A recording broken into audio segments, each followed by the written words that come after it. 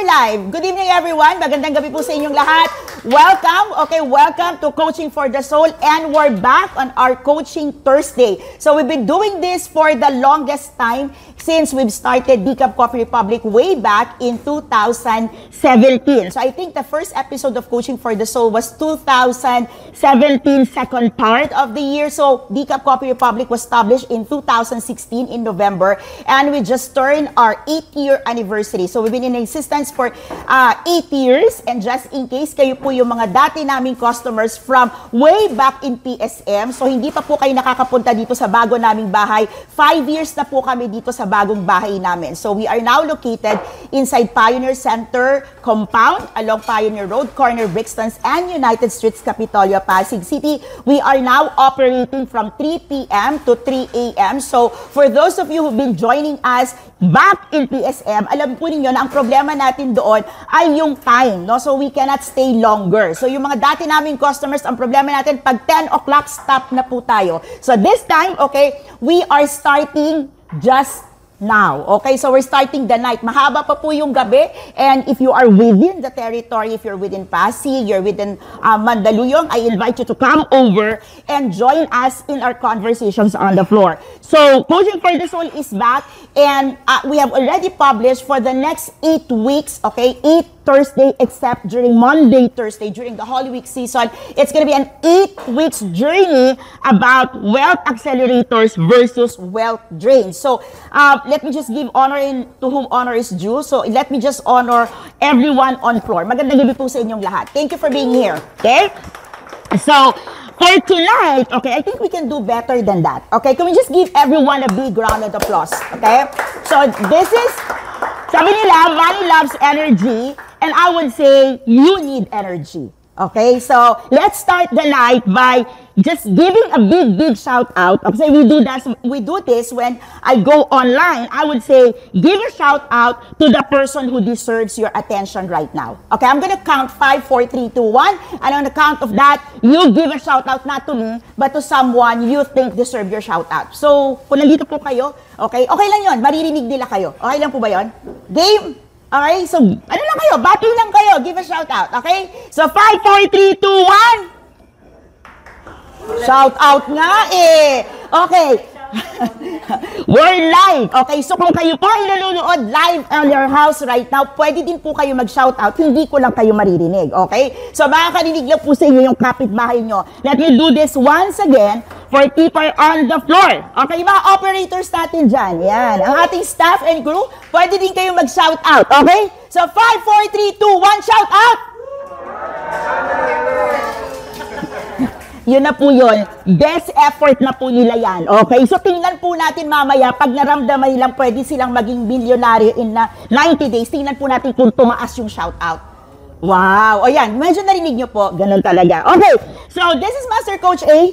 If you are meeting me for the first time, so since 2017, I'm a coaching entrepreneur. And since 2017, I've been guiding entrepreneurs, executive, high-impact performers to break through in their lives. And there are 3 things that I'm specifically in focus: impact, income, and influence. When I talk about impact, I believe that we individually, okay, and corporately needs to and want to. Ibig sabihin nun, kailangan natin at gusto din natin mag-create ng impact. Not only with the people we associate now, but to the next generations. Do I get the yes? Yes! You want to create impact, right? Yes. Medyo nag-ganon, eh ba? Sino dito gusto mo ng impact? Diba, I think ayaw naman nating lumisan sa mundo nang wala man lang nakarinig ng kabutihang ibinigay sa atin ng Panginoon o ng kabutihang natamasa ninyo sa buhay. Tama po ba? So I believe everyone, okay, we all want to have impact. In fact, sabi nila, di ba, people want significance. People wants to be mapansin. Truth of the matter, yan po ay gusto natin maramdaman na in our own little way, we're able to impact at least one person in the world. Tama po ba? Yes. And I support that. Next I is income. Okay, so when I was new in life coaching way back in 2017, one of my flagship program is Passion to Profit. Okay, so doon po ako nag-start because I believe that you can really make money, you can really monetize what you are passionate about. Medyo tahimik tayo, no? So, most of the time, when you have a talent and you want your talent, okay, to be the source of your income, medyo kabado yung mga tao. Sino dito? Yes, ang sagot dyan. Diba? If you're a creative artist, you're a singer, tama po ba? Kahit ano, pagka yung hobby mo, sinabi mo na, I will make this as a business, medyo kabado na yung mga tao sa paligid mo. Actually, hindi ikaw yung kabado, sila. Come on now, give a hand. Tama po ba? Yeah, sila yung kabado para sa'yo. Diba? And they worried about, magsusurvive ka ba? Kaya mo ba yan?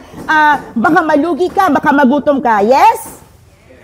Kung nasa corporate world ka at nag-iisip kang, magninegosyo na lang ako, gagawin ko tong hobby ko, tong talent ko, itong passion ko as a source of income. Maraming tao, well-meaning people, would really discourage you. Or, if not, ngingiti lang sila na ganyan. Okay. Good luck. God bless you. Pagpray kita. Sino dito alam mo yung sinasabi ko? Okay. These are the people you want to tag tonight. Tag these people who wants to create something out of their passion, out of their talents, out of their God-given gifts. Or maybe there's been struggling all their life to really prove to the world, to the people around them, that the gifts, the talents, and the passion, and even the hobbies that they have can make and give them money. I mean, think about it. Sino dito may kakilala kayong love ang pets? This is a pet-friendly community, by the way. So, sino dito love ang pets? Right? Many years back, pag sinabi mong, pagkakakitaan ko at magyayaman ako sa paglalakad ng aso, anong sasabihin sa'yo? Anong sasabihin sa'yo? Baliw ka. Siraulo ka. Lalakad ka lang ng kasama ng aso. Paano ka naman yayaman? Alam niyo po ba, pag pumunta po kayo sa UK, isa po yan sa pinaka magandang trabaho, okay, ang tinatawag po nilang pet sitting. Oh, alam niyo po ba yon? Okay. So, punta kayo ng UK. UK specifically because I got one case study, okay, in one of my mastermind classes wherein we look at kakaibang trabaho ng mga Pinoy sa UK na kumikitang kabuhayan. And one of that is pet sitting. Social to imagine mo, pag pet sitting, okay, pwedeng yung mga amo na love nila yung mga pets nila at hindi pwedeng maiba ng environment, si pet sitter ang pupunta sa bahay. So we have Filipinos there who would have the experience to live in a mansion for a week. All expense paid, meron pang sweldo. Wow! Anong ginawa? In-enjoy ang pet. In-enjoy ang pet, tama? I mean, if you would realize, kung ayaw mo ng aso, kung ayaw mo ng pet, ayaw mo ng kitty, alright, ayaw mo ng birds, you cannot do pet sitter. Because the pets will know, right? So imagine your passion for pets and giving you a lot of money, giving you a lot of comfort, giving you a lot of freedom of time. Many years back, people would not agree with you on that. Am I getting somewhere here? Alright? And my third eye would be the influence. Okay, here's one thing I believe on. People would want to have legacy, yes? Okay. And the way to build your legacy is to be able to influence enough people who believes that, you know, you've done great things in your life. And oftentimes, this kind of influence or legacy, you start building it when you're about to retire. Huwag naman to die, retire lang. One thing I believe, we are all creating influence. We are all influencing somehow, somewhere, even as a child. Tama? O, di ba? Sino dito meron ka ng kaklasing na impluwensyahan ng bata ka pa? Yan. Tama, di ba? Na-impluwensyahan mong mag-cutting class. Na-impluwensyahan mong maging honor student. Na-influensyahan mong magpapayat, na-influensyahan mong tumakbo, na-influensyahan mong manood. I mean, you have influenced someone somewhere out there in the world before at this moment in time. Tama po ba? Now, the question is, what kind of influence are we giving to the world? Now, interesting enough, right now, if you go to social media, how do we call the people you are watching? Influencers. Perfect. Can you give a hand? Come on, come on. Yep. So how in the world influencing someone becomes something that you can monetize. Many years back, it wasn't. Like, correct? And how many of you realize that up until this moment, okay, there are still people who don't know what to do about their impact in the world, their source of income, which is supposed to be their talent, okay? They continue to hustle and do things they don't like for people they don't like at all, and for the future that they're not sure of. How many of you knows people like that? But they're watching also people they don't like. Yes? Think about it. Even the people you don't like, you watch. Come on, give a hand. Think about it, right? So even, diba? Isipin niyo po yun. And here we are, okay, many of you watching me right now, you are so concerned about what people will tell you when you go live, when you go outside there, when you share your thoughts, when you share your ideas, when you start blessing the space with your talents. And you're so concerned what other will tell you, while you yourself knows you even watch people you don't like. Am I correcting? Yes? Okay. So, this is Master Coach A. In case you don't know, I'm also the CEO and the chairman of Decaf Coffee Republic. So here's the thing, okay? Since 2016, we've been operating in a not so typical way of operations. So we are not your typical coffee shop because we always say we don't sell coffee. You know what we sell? We sell a space. And what is that space? That space is what we call the safe space. What we always want to do is to have a space where you can be yourself, not tolerated, but celebrated. What does it mean? It means that when you join our tribe, whether you are joining us as a coaching enthusiast, or you're joining us as a coaching professional, or you're someone who wants to journey with us in this wonderful world of life coaching, you are here, you are welcome, and we want to celebrate your wins. Now, alam niyo po ba na hindi normal ang pag-celebrate ng wins ng mga tao? Come on. Yes, guilty. Sino dito taas ang kamay? Guilty as charged. Come on. You don't celebrate wins, right? Every single day. Tingnan niyo po, mula kaninang umaga, ang dami yun ang napanalo. Huminto ka ba talaga at sinabi mong, nandito ako ngayon, magsi-celebrate ako ng wins ko. Hihinto ako, medyo itong kaping to, dahil to sa panalo ko. Wala eh. Tama po ba? Wala, di ba? Am I correct? Yup. Pero, ito yan. Pag ikaw nasaktan, ikaw nagkamali, ikaw dumugo, anong una mong ginagawa? Lahat ng hinto gagawin mo. Tama, no? Lahat ng hinto, lahat ng pagmumukmok, lahat ng energy mo, ibibigay mo. Sinelebrate mo yung? Tapos binash mo yung sarili mo. Sino dito, pagdating sa gabi, lagi ko po itong sinasabi, no? At the end of the day, no, kung walang tumapik sa balikat mo, sino dito, kailan kayo huling natapik sa balikat? Kailan kayo huling may tumapik sa balikat nyo at sinabi, great job? Wala. Matagal na. Yung mga shinout out nyo kanina, sana maalala nila kayong tapikin sa balikat. Uy, shinout out kayo, di ba? Now, here's the thing. Kung wala pong tumatapik sa balikat nyo at natapos ang maghapon, can you do this? Before you go to bed, before you sleep, do this. Self, great job. Tapikin nyo yung sarili nyo. Because when you treat yourself that way, you are also sending to the space the way you're supposed to be treated. And what does it mean? You are supposed to be validated, you're supposed to be appreciated, and you're supposed to be seen. No matter how you do, like no matter how little, you're supposed to be seen. Tama po ba? Can you make that promise? Kung wala namang tatapik, ikaw tumapik. Tapos dagdagan mo pa, akapin mo, self, thank you. Natapos yung maghapon. Self, thank you. How many of you realize mahirap magtapos ng maghapon? Whole day. Come on! 24 hours, okay? Kung natutulog, ilang oras ka natutulog? 5 hours, 8 hours? You are awake 2/3 most of the time, right? And for many of us, more than 2/3. That's hard.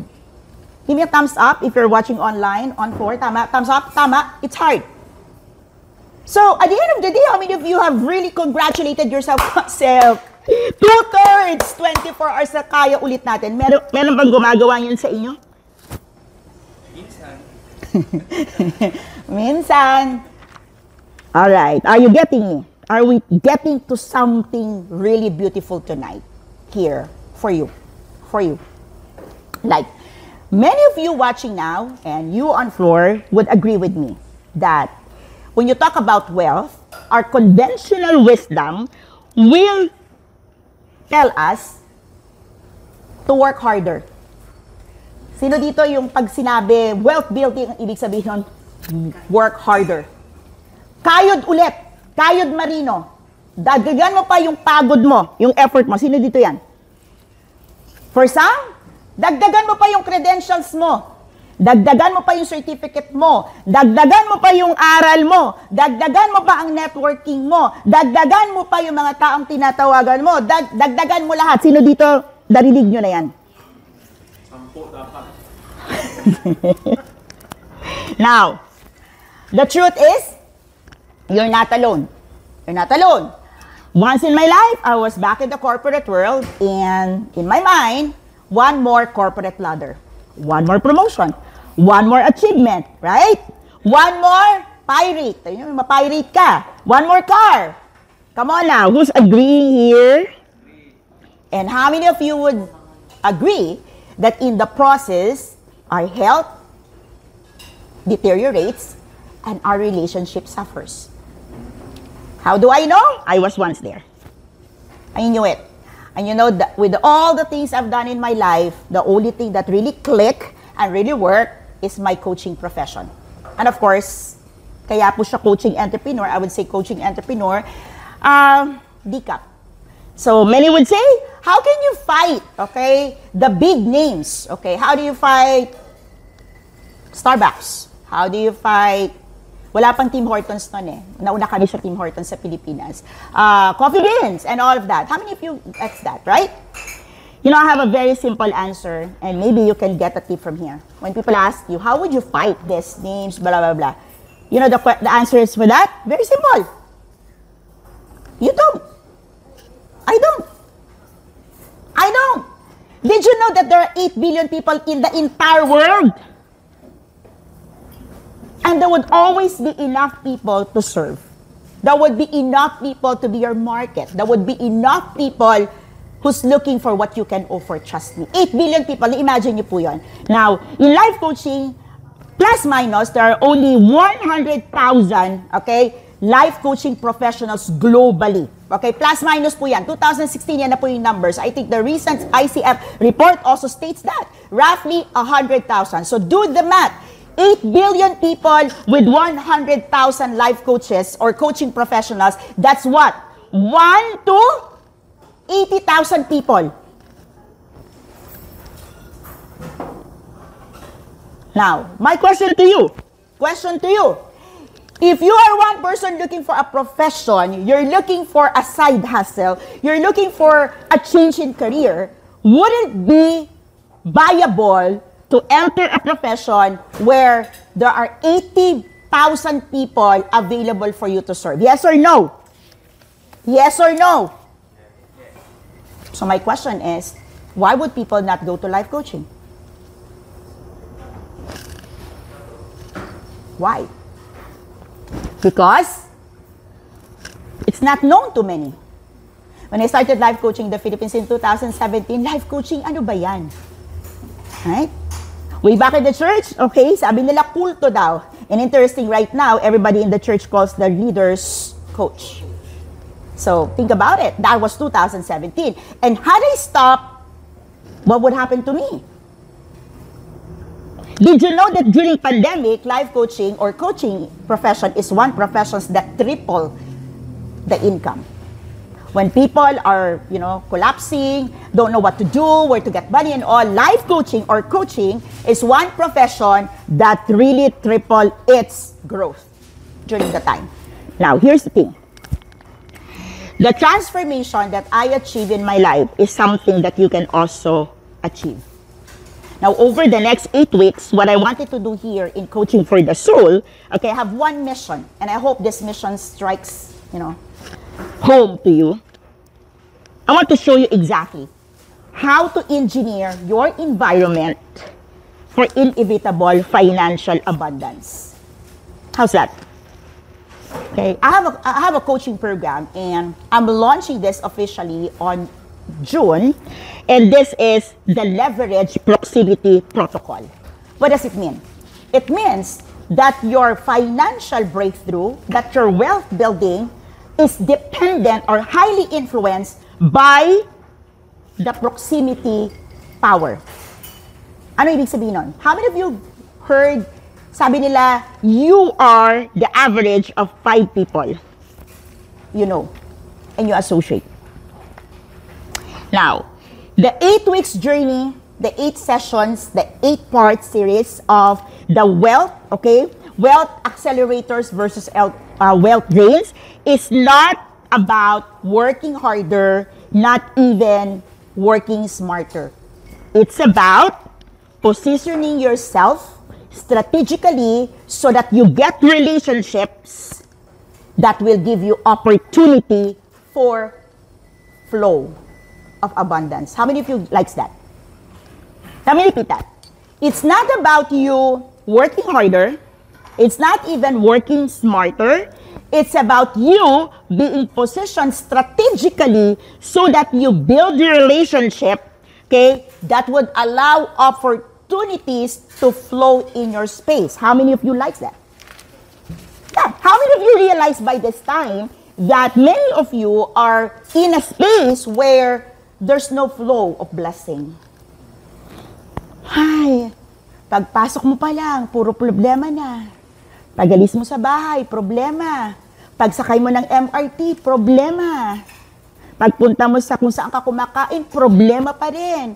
Pag-tune in mo ng iyong TV, problema pa rin. Pag nanood ka ng movie, problema pa rin. Pag nag-scroll ka, humihinto ka sa, problema pa rin.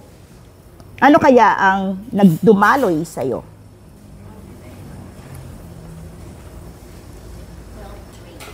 Wealth drain. Now, how many of you here, give me a yes or no.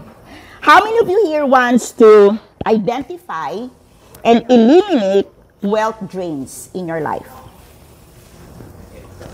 Yes? Yes. Your yes will signal your brain that you want it.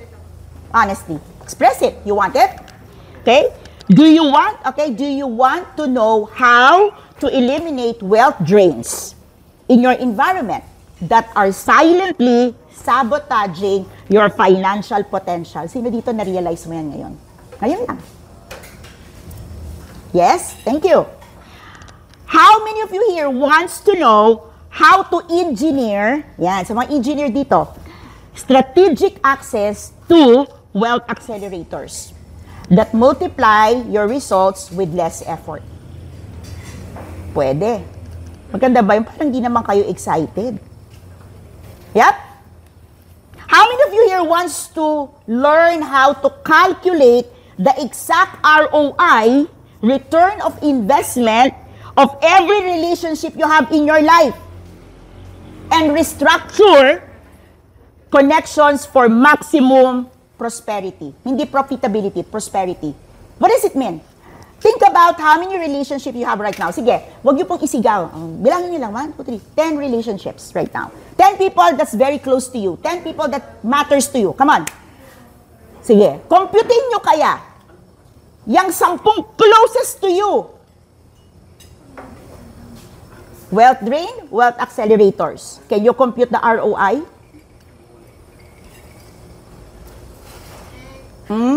Oh. Ano daw? Nag-error eh. Wala na. How many of you realize that? And maybe you want to learn how to create digital, physical, and psychological environments that will trigger naturally wealth building. How many of you realize that if you are in a particular space, maybe you had this in the past, may mga lugar po na pag pinuntahan ninyo, feeling ninyo, yumaman kayo o umangat ang antas nyo sa kabuhayan nyo, the mere fact that you are in that space. Come on. Yeah, tama po. Yeah, hindi ba? pag umaattend po tayo ng mga seminars, trainings, or events, functions na nasa magandang lugar, tapos yung mga tao talaga mga progressive, ang mga pinag-uusapan, inspiring, di ba feeling natin parang tayo din yun? Okay. So dito, pumunta na po kayo sa volunteer works. Or maybe nag-outreach program kayo. Pag uwi mo, parang ramdam na ramdam mo yung kahirapan. Taas ang kamay. Okay. So, for the 8 weeks, each of the episode will build to each other. Okay po ba yun sa inyo? Now, my promise is, every single episode, you would have your own toolkit. So, tonight, may toolkit po kayo. So, lahat po na nandito ngayon, papadala po ni Master E sa inyo. So, mag-pass na lang po kayo dyan ng informations para, okay, give us your info where to send it, okay? And then, if you are watching this live and maybe on a replay, so you can connect with Master E 0939-919-2235 to get a copy of today's toolkit, okay? Now, for those of you, so how many of you here? Okay. Is it okay? I'll share with you some statistics that maybe, you know, and if you don't know, let me know na this is the first time you heard it. Okay, statistics. Statistic number 1. Studies from the field of social proximity show that your income will be within 20% of the average income of the 5 people you spend the most time with. Let me repeat that. Your income will be within 20% of the average income of the 5 people you spend the most time with. So, computin nyo nga. Tama ba? 20% daw yung magiging income niyo dyan. Yeah. Research. Okay. Statistics number 2, research from environmental psychology demonstrates that your physical environment triggers up to 45% of your daily financial behaviors without your conscious awareness. 45% of your daily financial behaviors, responses, without you knowing it, is actually triggered by your physical environment. So think about, you are in a space where everybody is financially confident. Everybody is planning for business growth. Everybody planning for how they can contribute to their office, to their business. What would happen to you? Tingin nyo. You naturally feel inspired. Yeah? You know, one of the things that I learned, okay, personally, is if you want immediate boost in your alam mo yung pag down ka. Sino ito naramdaman mo ng down ka? Okay. Saan kayo pumupunta pag down kayo? Sa kama. Ang ending talaga nun down talaga. Down ka lang, pumunta ka sa kama, ending mo down talaga. Tama? Saan kayo pumupunta? Rooftop. So, anong nahagap natin sa rooftop? Scenery. Anong mangyayari pagkatapos ng scenery? Forward, magki-clear, mai-inspire. Tama po ba? Tama po ba? Mali. Yun ang pinagpaniwala natin sa sarili natin. I was once there. And true. Diba? Kumakalma tayo. Tama? Sino dito ginawa nyo na to? Naglakad-lakad kayo. Tumakbo-takbo kayo dyan. Don't get me wrong. Okay, nature is really great. Really great. But it will take time for you to recover. You know what's the fastest? What's the hack? Okay? Punta ka sa hotel. Punta ka sa coffee shop ng hotel. Magkape ka. Magkape ka. Trust me, something will immediately lift you up. Yeah. Immediately. Bakit? Kasi, hack to. Mabilis to. Pag upo mo sa coffee shop ng hotel, sinong magsiserve sa'yo? Ang ganda, di ba? O ang gwapo, tama? Sir, may I take your order? Is there anything else that you want? Do you want some? Ang taas, di ba? Nirespeto ka? Come on now. Do I get a yes? Yes. Correct. Come on. You get to a coffee shop in the hotel. Coffee shop lang po.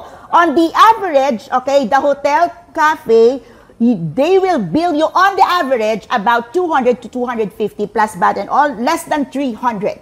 So kung may 300 pesos ka lang na budget para medyo gumano ang pakiramdam mo, dalhin mo yan sa coffee shop ng hotel. Immediately. Immediately. Tapos yung coffee mo dyan, may maliit na cookies in the side. Diba? May libre pa, feeling mo, wow, grabe, napaka-importante ko talaga dito. Alright, here's the thing. Number 2, while you're sitting there are 2 types of people, on the average, na makakasalamuha mo or maririnig mo. Okay? Either, okay, mga negosyante, pinag-uusapan ng negosyo, targets, where to go vacation, yung mga ganyan, ha? Or, ano yung iba?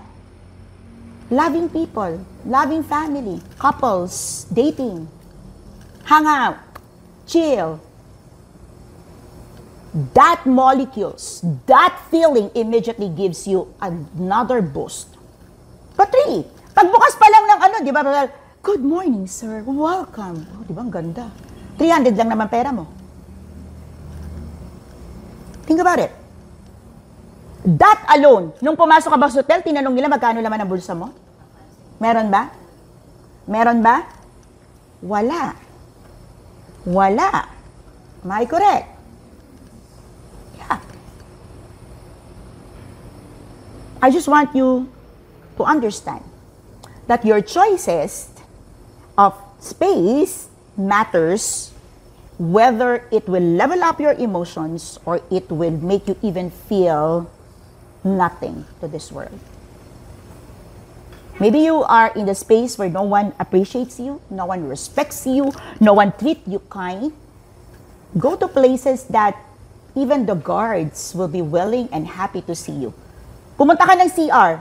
O di ba, pagka sa ibang lugar ka pumunta, nakikiusap ko, pwede maki-CR. Pag sa hotel, pagpasok mo ng CR, ano sinasabi sa'yo? Hi, ma'am. Bigyan ka pa ng tissue, di ba? Welcome, ma'am. Thank you, ma'am. How many of you gets this? Is this making sense to you? Statistic number 3, network. Ano yun, Master Coach? Magbubook ka? Oh, di ba? Kaya dito, di ba? So, kaya dito sa DCAP, okay, one thing that we strive to keep is to make our bathroom clean. Because we want to tell our clients, you are important. Okay? Kasi alam niyo po, yung bathroom is one moment in time that you can reflect, you can cry, and that's also one moment in time that you can face the mirror and say, you got this, girl. You got this, man. Most of the time, pumunta kayo sa CR, pag tumingin kayo sa salamin, anong una nyo nakikita? Ha? Bad head. Bad head. What's not working in your face, right? Tama? Pag mga babae, nag-smudge yung makeup, mapawisan, tama? Why don't you try, when you look at the mirror, find the best asset that you can find even when you're so tired. Maybe you have a beautiful eyes. Maybe you have a beautiful lips. Maybe you have a good complexion kahit may oil pa yan. Pag maganda complexion mo, kahit may oil yan, maganda talaga complexion mo. Are you getting me on this? Now, network analysis reveals that 78% of major career and business opportunities come through second-degree connections. People you haven't met yet, but are only one relationship away. Anong ibig sabihin nun? One of the best, I think sinabi to kay Master Coach Jasmine kahapon, pinag-usapan namin to. Okay? One of the best asset or skill that you can develop is being a connector. What's a connector? You connect two person. You connect two people. Yeah. When you connect two people, when you connect two individuals, one with a need, one who can serve, you become a connector, you become an important person. You become an important person. And those people that probably you don't know and they don't know you, when you start connecting people, one and two people, and if it's a hobby, and it's a, like, naging ugali mo na, people would just go to you and say, hey, do you know this? Do you know someone like this? That's very important. How many of you gets that? In Life Coach Philippines, our mandate, when somebody asks, well, it's also my practice and my coaches knows this, right? When somebody asks for a coaching service, I don't take it. I'm the last one to serve. I'm the last one to go. Okay? If you message Life Coach Philippines, try it. Okay, we will get what your request, what you want, and then we will tell you a life coach will connect with you. It's not me. I would always be the last because I hold to that idea. If somebody can serve you in our tribe, if my students can help you, if our people can help you, I will be the last because I would like to hold on that position of connecting coaching enthusiasts with coaching professionals because that's what I do. How many of you gets that? Now, statistics number 4. There's a landmark 20-year study na po ito, okay, that found, okay, that strategically changing just three proximity factors, okay, 3 proximity factors, okay, in your space, okay, can predict better education, higher IQ, and a better family background when you start your family. What does it mean? If you become intentional to change at least 3 in your circles, may magbabago sa'yo. It predicted, okay, over 20 years, tinitingnan na po nila yan. Magiging mas magaling kang estudyante. Quite the opposite. Kung yung mga kasama mo, barkadero, mga kasama mo lagi nagko-quit ng class, ano mangyayari sa'yo? Ano mangyayari sa'yo? Proximity yon. And very recently, neuroscience research, okay, shows that wealth-building behaviors are 320% more likely to occur in environments specifically engineered to trigger them versus environments designed for comfort and convenience. Ano pong ibig sabihin nun? Our brains responds to things that really happening than simply design. It means if you go to space that feels like inspires you, that there are activities versus a space that there's really activities going on, our brain most likely will respond to that. Are you getting me on this? Okay. So, kanina, di ba, nung nag-start po tayo on floor guest, pinag-usapan po natin yung concentric circle. Sino dito nakaisip mo yon? So, are you ready for that? If you are joining us live and this is the main part of the conversations tonight, I'm gonna be talking and zoning in right now to 3 concentric circles. And what is a concentric circles is bilog, may isa pang bilog, may isa pang bilog. So imagine niyo po, 3 concentric centers right now. Now, the foundation of proximity principle is understanding. So I'm gonna talk now proximity, okay? The proximity principle is understanding the 3 proximity zones that determine your financial outcomes. Are you ready for that? Give me a ready in the chat box. Are you ready? 3 zones. So, after tonight, itong zones na to, mamahalin yung sobra. Okay? Zone number 1. So, yung unang bilog. Sinong gustong humula? Ano yung unang bilog? Ikaw nga yung gitna eh. Unang bilog. Ano yung unang bilog sa'yo? Physical environments. Zone 1 is physical environments. The literal spaces you occupy daily. Your home, your office, or your business, your digital devices, and other physical locations where you spend time. Your physical environment triggers specific financial behaviors through visual and sensory cues. Do I get a yes? Your physical environment creates default patterns that either support you or undermine your wealth creation potential. Is it correct? Imagine mo kung nagising ka sa bahay na to, yung nasa paligid mo, naniniwalang napakagaling mong tao. Shucks, galing mo. Pero pagising mo sa umaga, ikaw yung walang kwenta sa bahay na yun. You realize that? Determines your energy. Your physical environment determines your energy levels for financial decision making. Kung feeling nila lagi kang talunan, di ba, pag may sisimulan ka, sasabihin sa'yo, yan ka na naman, nagsimula ka na naman, wala ka naman tinatapos. Versus, sige, maybe this time, ito na yan, ito talaga yung para sa'yo. Sino dito yung tingin mo ang mas aangat? Right. Somebody, like, come on, let's do it. So kahit sasabihin ko, alam mo, medyo kinakabahan nga ako eh, baka, kung sinabi nung kausap mo, kau naman, okay lang yan, 10,000 experiment, this is it, man. Baka ito na talaga yung pag-asa mo, ito na talaga yung swerte mo. You will go for it, right?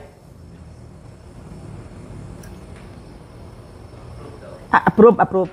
May approve ba tayo dyan, Nicole? Yes. Your physical environment shapes how you think about money through environmental programming. Tingnan nyo yung physical space nyo. Do they believe that money is hard or do they believe money is easy? Anong sinasabi sa space nyo? Madali lang maging milyonaryo o mahirap maging milyonaryo?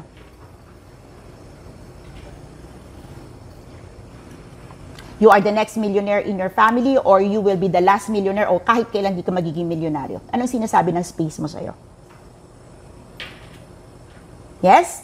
Gets? Zone number 2, ready? Ready? Relationship ecosystems. Ito medyo mas tatama to. The people you regularly interact with, both in person and virtually, who shape your beliefs, expectations, and opportunities. They set your unconscious wealth expectation level. Yung mga nasa proximity po, mga karelasyon po ninyo, kaibigan, kamag-anak, magulang, boyfriend, girlfriend, nililigawan, di ba? Kaibigan mo. What is their expectations of your capacity to be millionaire or billionaire? Let's do the test. Put your mind, okay? Put to mind right now, the closest person you know. Come on. The closest. Talagang ganun kayo, dikit kayo. You're watching me on live right now, on your screen. Yung ganun, dikit kayo. Meron na po ba? Right? Okay, try this.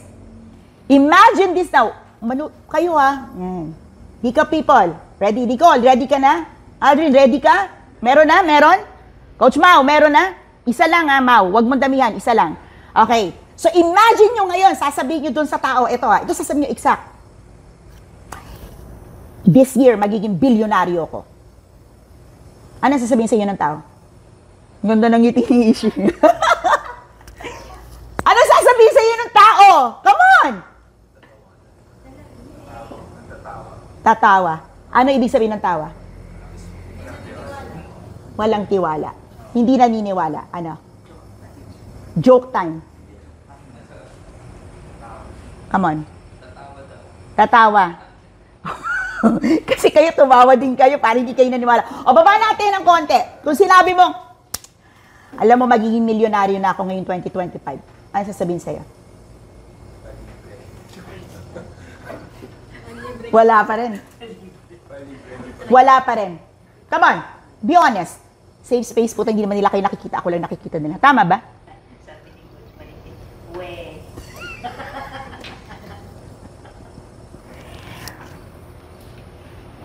Think about it. Their reactions, the closest person now, yung reaction niya sa'yo can make a difference if you're gonna pursue it or not. Make sense? Make sense? Your relationship ecosystem provides limits or access to opportunities. Yung naisip mo bang tao kanina, nasabi sa'yo, di nga, tinawanan ka, can it provide access to opportunities or it limits your access to opportunities? You got the answer. The relationships that you have, specifically the person you had in mind kanina, is that person reinforces or challenges your financial beliefs. Grabe ang tahimik ko. Naramdaman nyo, may tao po dito, live kami. Your relationship ecosystem determines what financial behaviors seem normal. Alam nyo, may mga tao na pag sinabi mong, I'm gonna make $1 million this year. Alam nyo, magandang sagot doon? Yun lang! Go pa!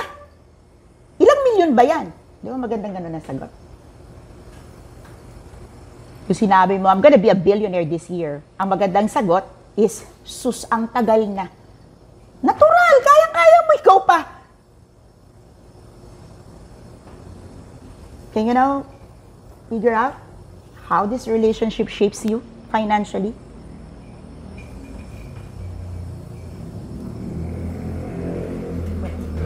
Tahimik. Hindi, ano to, Lenten season kasi. Ha?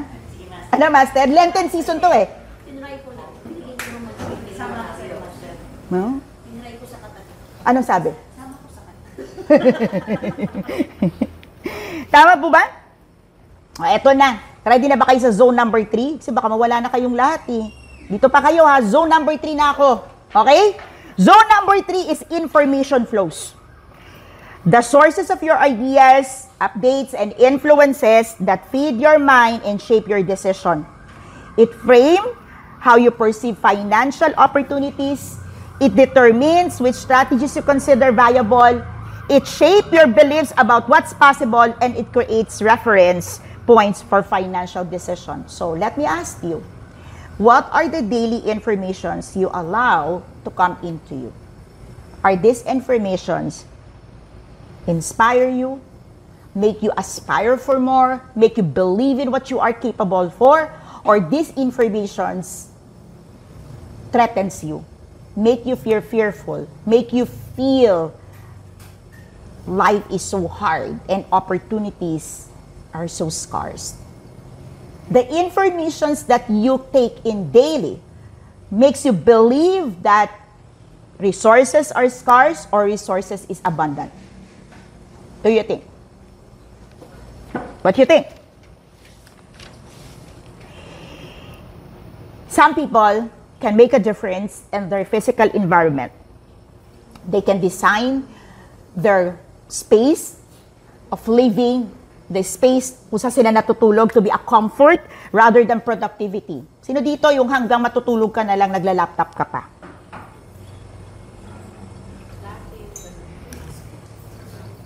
Ouch! Ouch!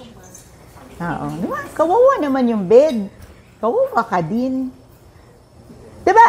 Okay, I will not tell you na dapat yung room walang laptop, walang computer. Kasi ako, my room, my working station is in my room. But I don't bring my laptop in my bed.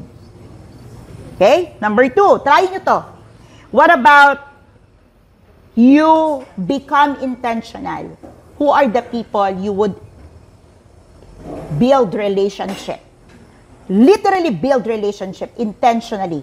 Who are the 5 people you think you want to spend time intentionally? You know, when I come to DCAP, I would intentionally, if you come here, you would realize, and you will experience, no? Tinatapos ko yung guest. Tinatapos ko kung sino umaten ng class. Coaches, alam niyo yan. Hanggang dulo yan, I will be the last to go. Because I want to tell the person, I want to tell our guests, I want to tell our coaches, you matter. And if you stay, your time will be duplicated, multiplied with value because of the conversations. So, kung feeling po ninyo, kwentuhan yan, sa akin po hindi ako nakikipagkwentuhan. I'm very intentional. Now, there's a toolkit that we are giving away for you to do proximity improvement. But I want to do something right now. Okay lang ba kayo? So, sino dito may pen and paper or you have something to write on? Now, let's try this. Okay, let's try this activity right now. So, just in case you're new to life coaching, okay, these sessions that I'm doing is what we call the micro-coaching. So, I normally do micro-coaching programs in groups, okay, online, meaning in a class format, and normally our coaching talks are also in the format of micro-coaching. Now, coaching is different from teaching, but there is an intersections of teaching and coaching, which is both my skills and my gift. I really love teaching, and the intersections of teaching and coaching is actually called micro-coaching. And this session that you are watching and joining me is called micro-coaching. So if you want to know more about life coaching, the certification program that I offer, please connect with us directly.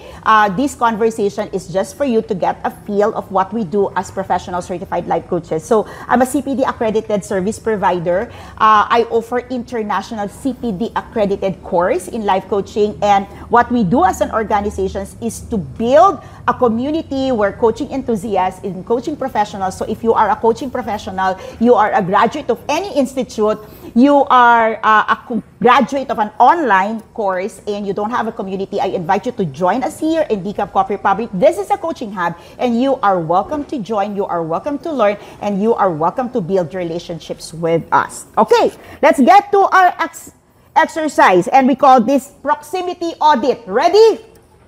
Ready. Okay, let's do this. Grab a piece of paper if you're watching me live or maybe on a replay, and divide the paper. So kung kayo ay naka-digital dyan, i-divide nyo na lang yung papel nyo dyan, divide the paper into 3 columns. 3 columns. Okay, 3 columns. You put in there physical, relationships, and informations. These are the 3 zones. Okay? Okay. 3 na, meron na po ba yan? 3 columns. Nicole, magsulit ka. Kaya mo to. Okay, in each column, okay, I want you, okay, to list, okay, your current state in that proximity. Anong state mo? What is your state? I want you to, bibigyan ko po kayo ng mga questions, okay? I want you to identify wealth drain. And number 3, I want you to identify one potential wealth accelerator that you can add. Ready? So I will have questions for you. Okay, ready? So environment, physical environment na po tayo. Ready kayo? So these are my questions for physical environment. What spaces do you spend the most time in? Do these spaces energize you or drain you? What visual cues in your environment reinforce wealth creation? What environmental factors might be sabotaging your prosperity? And we talk about physical space, physical environment. Let me repeat the question. Do the audit now. Remember, sinulat niyo yung spaces nyo. Okay, let's do the audit. What spaces do you spend most time in? Do these spaces energize you or drain you? What visual cues in your environment reinforce wealth creation? What environmental factors might be sabotaging your prosperity? Can you identify that? For the relationship ecosystems, who are the 5 people you interact with most frequently?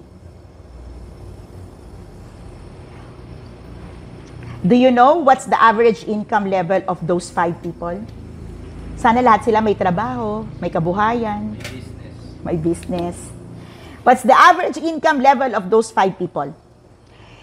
Who represents your desired financial future? Meron ba? Dapat dun sa 5 meron eh. Meron po ba? And last, how often do you interact with people performing at your aspiration level? Diba meron tayong mga role model, meron tayong mga ina-aspire na tao in terms of income, in terms of growth, in terms of career, in terms of business. How often do you interact with them? How often do you engage with them? How often do you have conversations with them? And for information flows, what content do you consume daily?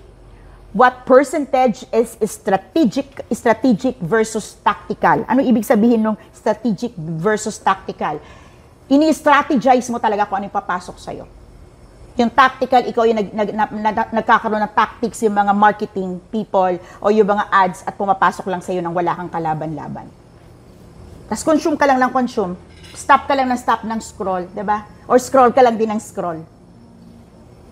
Make sense? Okay. What information sources shape your financial beliefs? And what information might be reinforcing prosperity limitation? What are the beliefs that you're getting right now? Some of you are subscribed to newsletters. Some of you are part of a forum. Some of you are part of a groups, social media groups. Are these groups enforcing your belief that you can be higher and higher in life, that you can thrive, or this reminds you of your limitations to prosperity? Truth of the matter, this audit can be completed in 3 minutes. And this is just the starting point. Some of you might give me a smile, okay? Some of you might be, this quick exercise gives you an initial snapshot of your proximity, your current proximity ecosystem. And what I'm doing tonight is to give you a tool, okay, that can help you address this in 72 hours. So if you are here on floor right now, get it from Master E. So in that toolkit, when you answer the toolkit, down there's a 72 hours activity, 72 hours action points. Yeah, so that's the commitment. Every time you attend, after the class or after the sessions, you will receive a toolkit, and down the toolkit, you would have an action plan, implementation plan that you can do in 72 hours. It means that 72 hours from watching the live or joining the class here, you can see difference in your life. So, how many of you have felt some resistance? How many of you felt this question screaming in your head or this thought, Master Coach A, I don't have access to relationships, high-level relationships or environments? Medyo gumana na lang kayo. Okay? Sino dito, nag-scream na yung brain mo, wala naman akong mga relasyon na ganyan na sinasabi mo. And I can't just walk into any elite circles or completely redesign my living space. How many of you have that right now? Give me an emoji in the chat box if that is you. Now, I will tell you this. That is what you call hashtag the access myth. The belief that proximity to wealth accelerators is primarily about privilege, luck, or pre-existing connection. That is a myth. That's not true. That is not true. Your objection is logical, as it may seem, cognitively, on the surface. But let me tell you that it's fundamentally how you misunderstand or misunderstood how strategic positioning actually works. So do you want to understand that now? Now, access to wealth, accelerating environment is not about privilege. It's about positioning. Can you put it in your notes? It's not about privilege. It's about positioning. Hashtag positioning. The critical distinction. The access myth assumes you need permission to enter wealth accelerating environments. In-assume nyo din ba yan? The access myth assumes connections happen by chance or birth.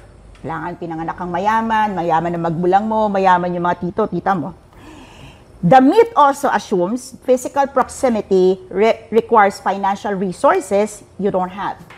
And that information access is limited to the privileged few. How many of you gets that? Sino dito, victim ka niyan? Now, here's the proximity principles. I'm gonna give you 4 principles. Number 1, access is created through strategic value, not possession. If you are one person who can provide value, you can have access to wealth building opportunities. Do you have gifts? Do you have talents? If you can create value, you would have access. Connections can be engineered through deliberate positioning. Where do you position yourself? Where do you stay most of the time? Where do you spend most of your resources? Where do you spend most of your energy? Virtual proximity requires financial resources, the myth says, but the truth of the matter, virtual proximity can be just as powerful as physical proximity. What are you searching on? What are the forums you're engaging with? What are the groups you are particularly active? And lastly, information access has been democratized through technology. So, the question is, how do you use technology now? Does the technology you're using build your wealth or diminish your wealth? You can answer that. Now, wealth drains define, okay, I'm gonna close this by saying, you get wealth drains by in proportionate return from the people you spend most of your time. Sino dito? Lahat ng kausap mo, ikaw ang naglalabas ng energy. Positive. Tapos ang nakukuha mo, negative energy. In proportionate. I'm not saying you stop helping people. I'm saying, do you have a conversations where you get to be replenished? Service providers, coaches, entrepreneurs, tama? We give out value. The question is, do you have relationship that also replenish your energy and provides you value? Do you have relationships where the energy you release or the energy consumed is equated to wealth building? Ibig sabihin, pag nag-serve ka, may ginawa ka that builds your wealth, either financial wealth, physical wealth, intellectual wealth, or spiritual wealth. Meron po bang ganun? Are there people in your life that create friction between what you believe and what you can achieve? Meron bang nagcha-challenge ng mali mong paniniwala about wealth? O lahat sila agree lang sa'yo? Meron bang nagsabi sa'yong you can be better? That you can achieve more? That that's not the level that you have? Are you getting me on this? So, your wealth drains, common, environmental friction, scarcity reinforcers, yung mga taong nagre-reinforce na mahirap ka, hindi mo yan kaya, natalo ka na, nabigo ka na, ang dami mo nang simulan ng hindi natuloy. Scarcity reinforcers yun. Number 3, meron ka bang opportunity blockers, people who systematically position you away from your opportunities because they want to protect you. Number 4, energy vampires. Sino yung mga tao? People, places, and activities that deplete your energy, that energy requires to build your wealth. And energy drain, number 5, prosperity inhibitors. Do you have environments, cue, that program your consciousness and subconsciousness to resist wealth? You don't deserve it. You are little. You are nobody. You are not capable. So, let's close with wealth amplifiers or accelerators. Ready? 5. For wealth accelerator, go for proximity amplifiers. Okay? Strategically position yourself in environments where your ideal clients, opportunities, digital positioning, and even relationship is naturally causing you to thrive. Wealth accelerator number 2, prosperity triggers. Do you have space, people, associations, spaces where naturally, when you get there, you are triggered to achieve more? Para may pang-combat doon sa mga energy vampires po ninyo. Okay? So, wealth accelerator number 3, energy creators. Who are the people who create energy in your life? Sino dito? May mga ba kayo mga inspirasyon sa buhay? May mga nagpapasaya po ba sa inyo? Yan. So, ngumiti ka agad, madam. And number 4, opportunity multipliers. Do you have people who multiply whatever you have right now? Maybe they refer you to a friend, they refer your service, okay? They help you cultivate your talents, your skills. And wealth accelerator number 5, belief reinforcers. Do you have people who reinforce the positive beliefs that you have that you can be better in your life? Now, there are things in your life right now, in your space, in your zone, that are causing wealth drain. And there are people, there are spaces that you cannot bid goodbye immediately. Am I correct? There are realities in your life that you cannot say goodbye immediately. Am I correct? But am I correct as well? That the very moment you agree that you can be better and you can be more, whatever you decide on can happen if only you choose to take action. It may not be overnight. It may not be tomorrow. But now that you understand that you have to be intentional with your wealth accelerators versus your wealth drains, how many of you would agree things can change?